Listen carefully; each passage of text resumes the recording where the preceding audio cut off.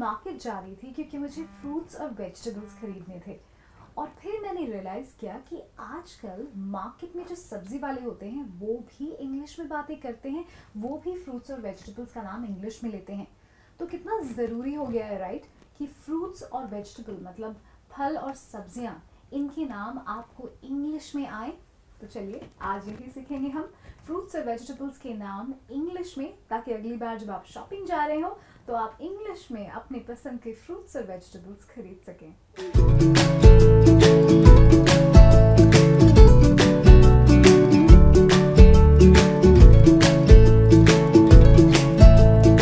Hello and welcome to this video. My name is Reema और आज हम सीखने वाले हैं फ्रूट्स और वेजिटेबल्स के नाम, वो भी इंग्लिश में। तो शॉपिंग करते वक्त आपको ये सारे नाम यूज़ करने पड़ेंगे, तो ज़रा ध्यान से सुनिएगा। अब सबसे पहले मैंने सबसे सिंपल वाला फ्रूट लिखा है जिसका मतलब और नाम आपको ऑलरेडी पता है, और वो है एप्पल। अब अक्सर हम एप्पल खरीदते वक्त उसे एप्पल ही बुलाते हैं, लेकिन जिन लोगों को पता नहीं, एप्पल का मतलब होता है सेब। That's right. So इंग्लिश में एप्पल को एप्पल कहते हैं और हिंदी में उसका मतलब होता है सेब। और अगर इस वर्ड को आपको सेंटेंस में यूज़ करना है, अगर आपको एप्पल की तारीफ करनी है इंग्लिश में, तो आप कैसे कहेंगे? आप कहेंगे I love apples that are red and juicy. मतलब मुझे ऐसे सेब पसंद हैं जो बिल्कुल लाल होते हैं और जूसी होते हैं, मतलब बिल्कुल रसीले होते हैं। तो बस ये रही बात एप्पल की। ऑरेंज के बारे में भी आपको पता ही होगा। ऑरेंज का मतलब है संतरा।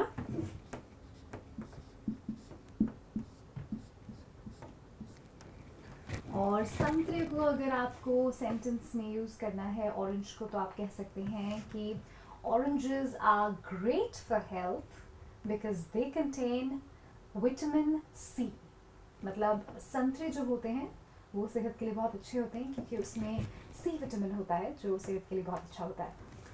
अगला जो फ्रूट है ये आपको थोड़ा कंफ्यूज कर सकता है, watermelon. Now this is one word, watermelon, और इसका मतलब होता है तरबूज। तो वाटरमेलन जो होता है, इसका नाम इसीलिए वाटरमेलन पड़ा है क्योंकि आप जानते हैं तरबूज में पानी की मात्रा, वाटर कंटेंट बहुत हाई होता है। इसीलिए इस मेलन को, यानी कि इस फल को वाटरमेलन कहा जाता है। अब वाटरमेलन में बहुत सारे टाइप्स होते हैं, आप अपनी पसंद का खरीद सकते हैं, लेकिन अगर आपको इसके लिए एक सेंटेंस कहना है तो आप कह सकते हैं I like watermelon juice because I find it very refreshing. मतलब मुझे तरबूज का जूस जो है वो बहुत पसंद है क्योंकि वो बहुत मुझे फ्रेश कर देता है, रिफ्रेश कर देता है। अब अगला जो फ्रूट है बहुत ही लोगों का फेवरेट होता है, अक्सर विंटर में हम इसको खाते हैं, ये है ग्रेप्स, जिसका मतलब है अंगूर।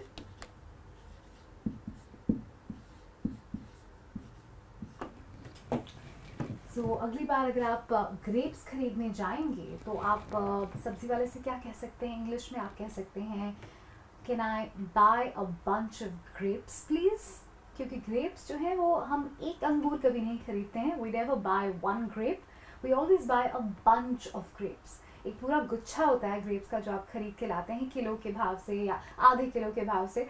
सो आप इसको यूज कर सकते हैं in English this word by saying can I please buy a bunch of grapes.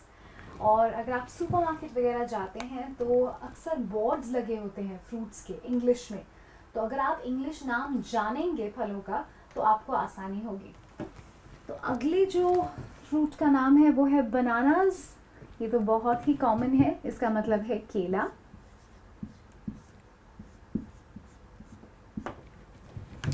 तो इसको अगर आपको सेंटेंस में यूज करना है तो आप कह सकते हैं I love eating a banana before my workout. मतलब वर्कआउट करने से पहले एक बनाना खाना मुझे पसंद है।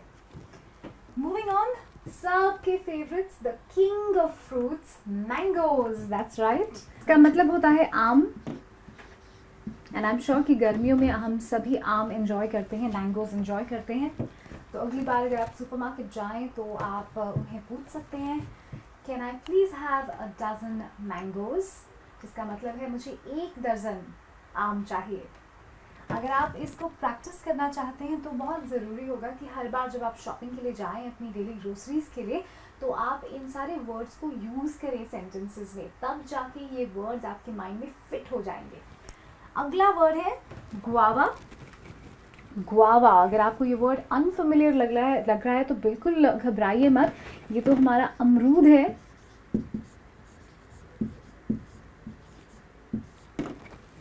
तो अगर आपको अमरूद पसंद है तो आप कह सकते हैं can I have some ripe green guavas, जिसका मतलब है मुझे पके हुए हरे अच्छे से अमरूद चाहिए।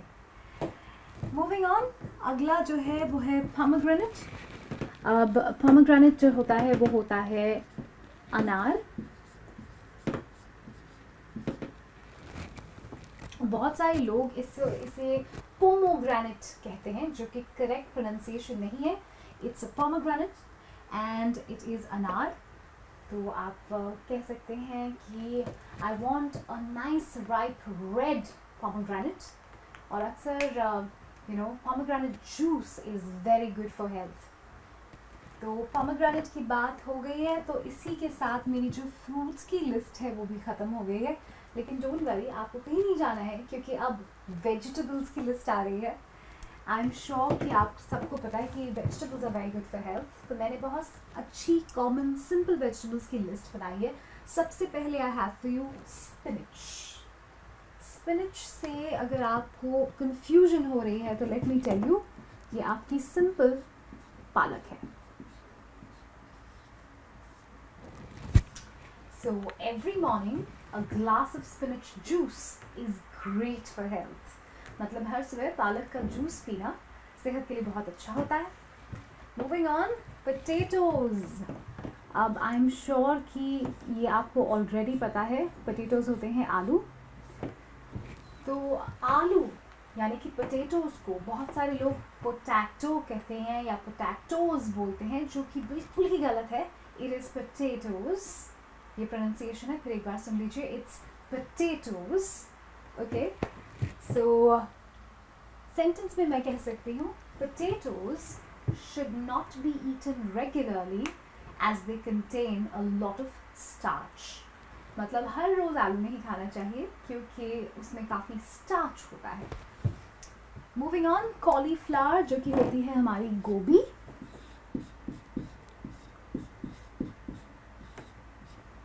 और उसके साथ साथ कैबिज। अब ये वर्ड जो है थोड़ा सा कंफ्यूजिंग है प्रोनाउंसिएशन के लिए। It's cabbage, it's not cabbage, it's cabbage. So cabbage is पत्ता गोभी।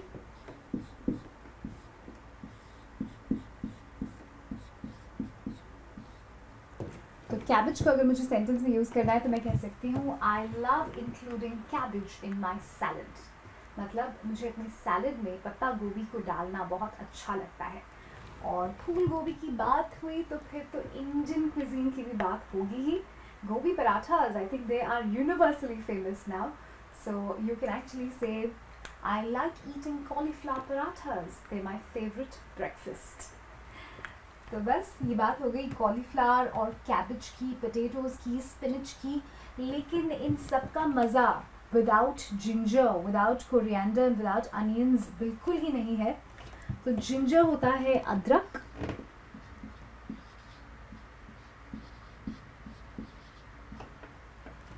तो जब आप अदरक खरीदने जाते हैं तो आई एम श्योर आप ग्राम के हिसाब से खरीदते हैं। तो अगली बार आप पूछ सकते हैं can I please have 100 grams of ginger, मतलब मुझे 100 ग्राम अदरक चाहिए। और अगर आपको इसको सेंटेंस में यूज़ करना है तो आप कह सकते हैं ginger has many medicinal uses. मतलब अदरक के बहुत सारे यूजेस होते हैं दवाइयों के लिए। Moving on, coriander. कोरिएंडर होती है धनिया। तो अक्सर हम कुकिंग के लिए धनिया पाउडर यूज़ करते हैं। तो अगली बार जब आप खरीदने जाए ग्रोसरी शॉप में आप कह सकते हैं can I please have a box of coriander powder. Wow, कितना अच्छा साउंड करता है, राइट? आप भी प्रैक्टिस कीजिए, can I please have a box of coriander powder. Moving on, हम सबकी फेवरेट प्याज, जिनके बिना बिल्कुल नहीं आता है स्वाद। तो प्याज को इंग्लिश में अनियंस कहते हैं।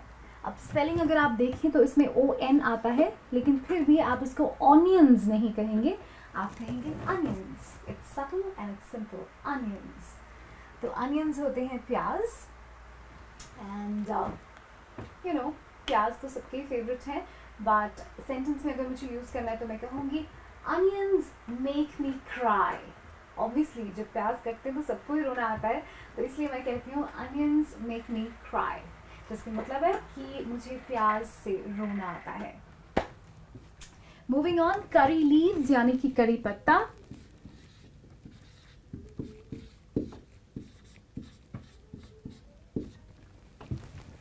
एंड उसके बाद last but not the least, tomatoes यानी कि टमाटर।